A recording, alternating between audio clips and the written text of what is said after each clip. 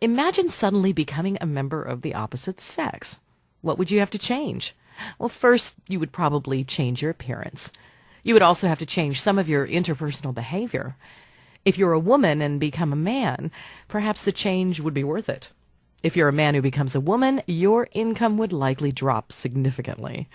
For both women and men, there are benefits, costs, consequences stemming from the social definitions associated with gender. Sociologists use the terms of sex and gender to distinguish biological sex identity from learned gender roles.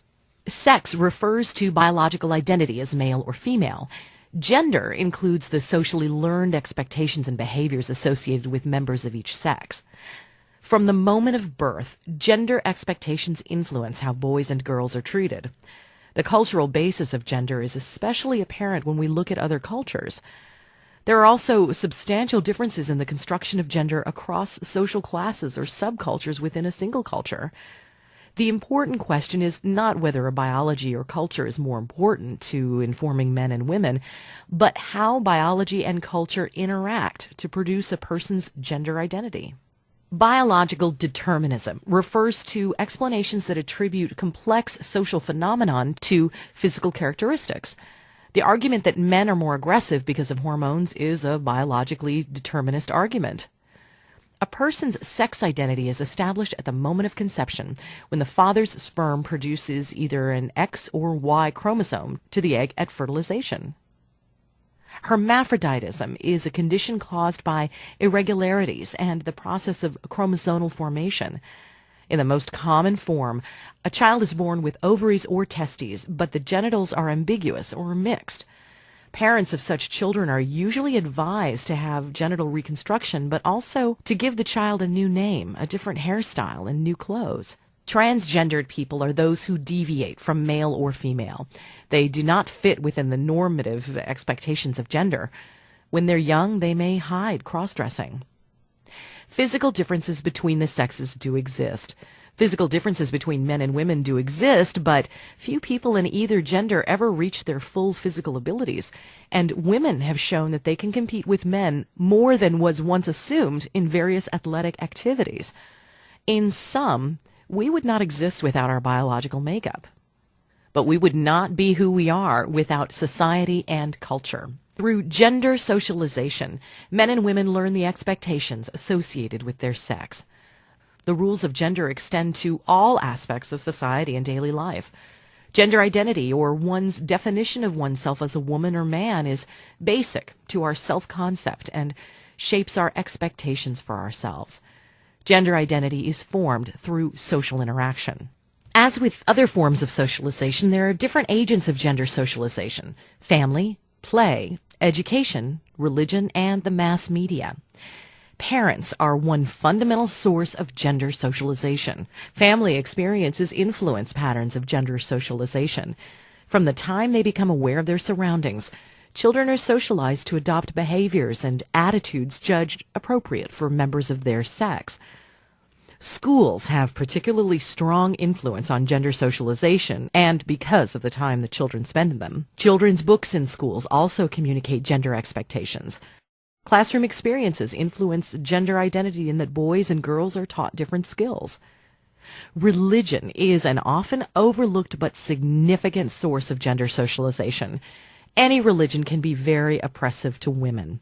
The strictest believers in any faith tend to hold the most traditional views of women's and men's roles.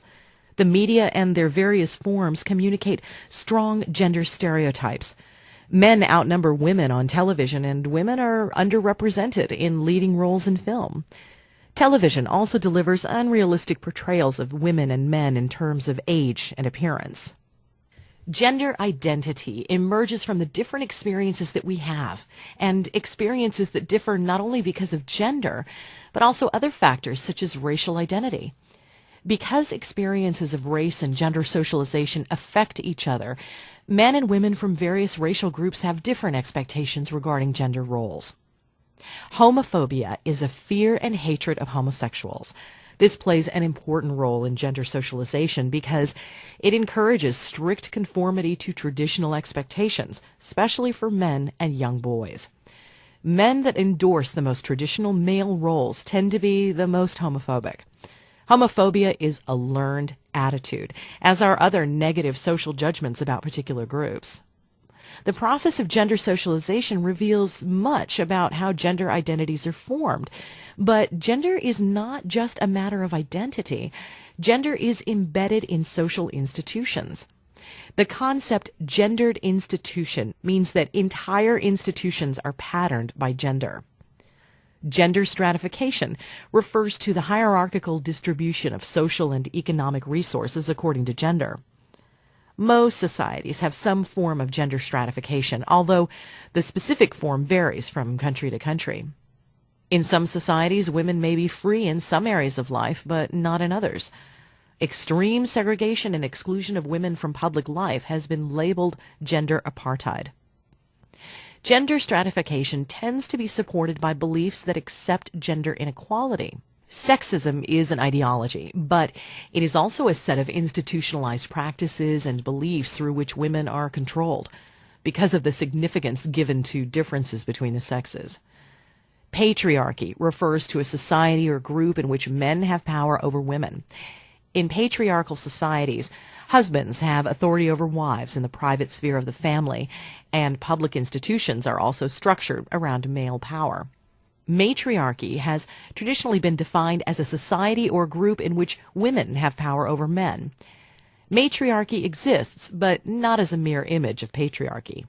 Gender stratification is especially obvious in the persistent earnings gap between women and men.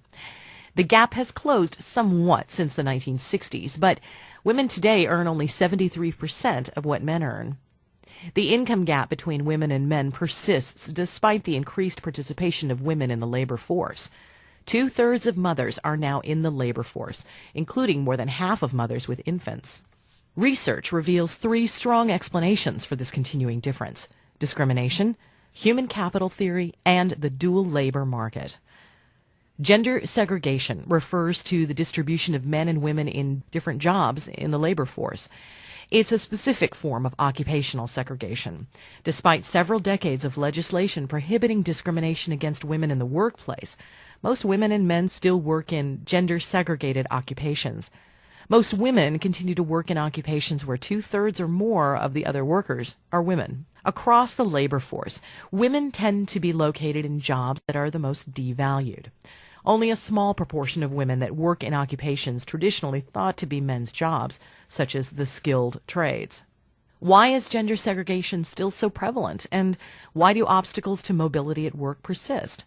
One explanation is socialization that influences how men and women choose to go into different fields. Socialization certainly contributes to why men and women choose occupations they do, but preference alone does not explain the gender segregation of men and women at work. A second explanation is that structural obstacles discourage women from entering and advancing in male-dominated jobs. The glass ceiling refers to the subtle yet decisive resistance to advancement that women encounter in the workplace. Women who've risen to the top attribute their success to social networks, whereas men attribute their success only to their own individual effort. As the participation of women in the labor force has increased, so have the demands of keeping up with work and home life. Women continue to provide most of the labor that keeps households running. Although more men are engaged in the amount of such work, a huge gender gap in the amount of such work done by women and men remains. Worldwide, women work as much or more than men and do most of the work associated with home, child, and elder care. Why is there gender inequality? Now, the major theoretical frameworks in sociology provide some answers. The feminist scholars have also found that traditional perspectives in the discipline are inadequate to address the new issues that have emerged from feminist research. Feminist scholars have developed ideas on what is known as doing gender, a theoretical perspective that interprets gender as something accomplished through the ongoing social interactions that people have with one another. Gender is constantly recreated through social interaction. When you act like a man or act like a woman, you're constructing gender and reproducing the existing social order. Feminism has many meanings, but essentially it refers to beliefs and actions that support justice, fairness, and equity for all women, regardless of their race, age, or class. Feminist theory refers to seeking to understand the position of women in society for the purposes of bringing about liberating social change. Feminist theory is meant to be the basis for programs for social change. Few lives have been untouched by the transformations that have occurred in the wake of the feminist movement. Many young women and men now take for granted freedoms that their generation enjoys. One of the most significant results of the feminist movement is the change in people's thinking about women and men. Only a small minority of people now disapprove of women being employed while they have young children. Much legislation is in place that prohibits overt discrimination against women. One solution to the problem of gender inequality is to have more women in positions of public power. Without reforming the sexism in institutions, groups who are already privileged may be the major beneficiaries of change. These excesses of the women's movement demonstrate that change is possible. Like social class, your gender has played a significant role in influencing your life and the choices available to you. If you are like most people, you use the terms sex and gender interchangeably. From a sociological perspective, sex is the biological, physical characteristics that make someone male or female. Gender is the social characteristics that a group considers proper for its males and females.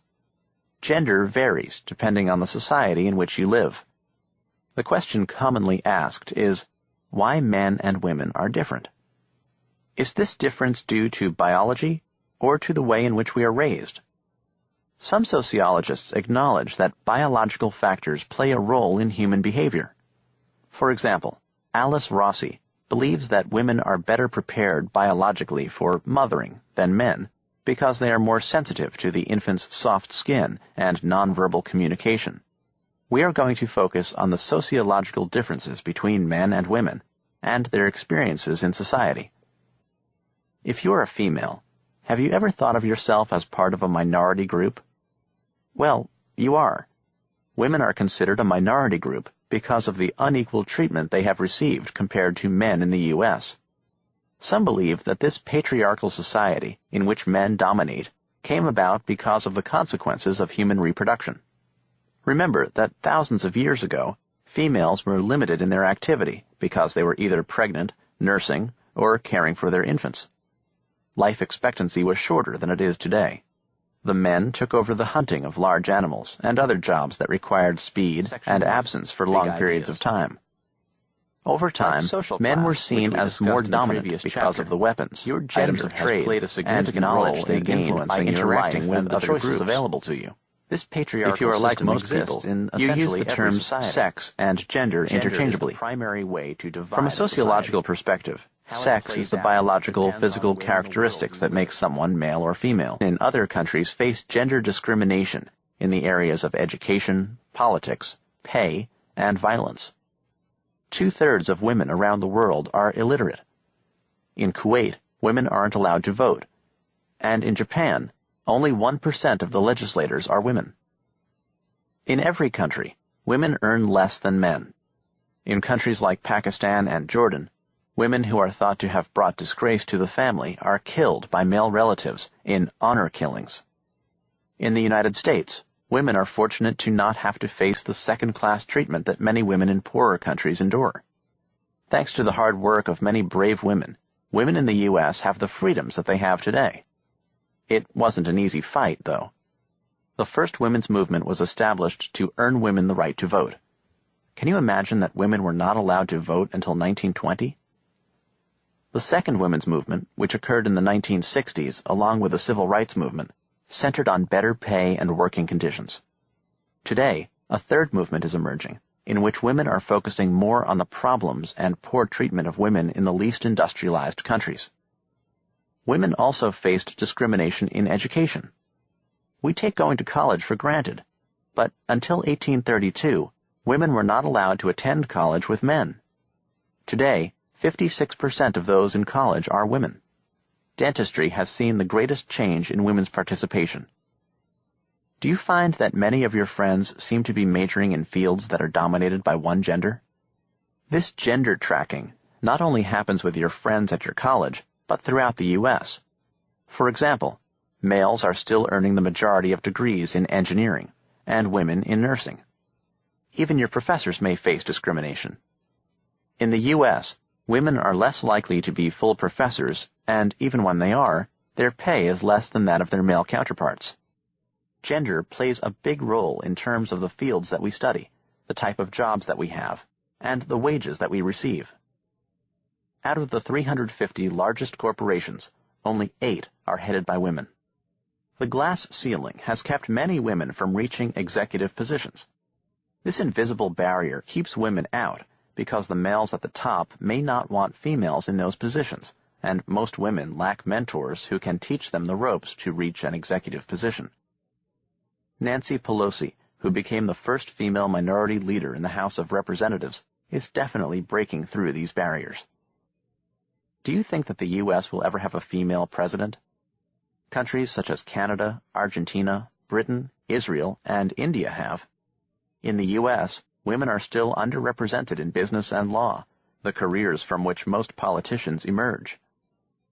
Also, many women find that the irregular hours required to hold a political office and to be a mother are often incompatible.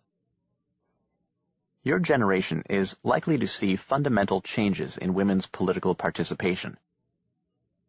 In addition to all of the discrimination that women have faced, they have also experienced higher incidents of violence. In the workplace, women have traditionally been the victims of sexual harassment. Sexual harassment ranges from inappropriate stares to demands for sexual intercourse. As women have moved into positions of authority, men have now become victims of sexual harassment. Rape is a common fear of many women. The typical victim is 12 to 24 years old. Most victims know their attackers. Since rape is so underreported, a more accurate total is about 3 times the official rate. You may have heard about date rape on your college campus. Unfortunately, this type of rape is unlikely to be reported. Most victims feel partially responsible because they were with their attackers voluntarily. On the whole, rape has been declining for the past decade. All over the world, men are more likely than women to be killers. When women do kill, judges tend to be more lenient with them, and they are more likely to be given probation. Many stereotypes are continuing to be broken about what it means to be feminine or masculine. As men and women continue to go to college with one another, work with one another, and raise families together, it is likely that they will gain new perspectives of themselves and one another. As society continues to progress, you may see an appreciation for sexual differences and greater equality of opportunity. Whether you are male or female, you are likely to experience your gender roles quite differently than your parents did, and very differently from your grandparents, who played traditional roles. That's the end of this section.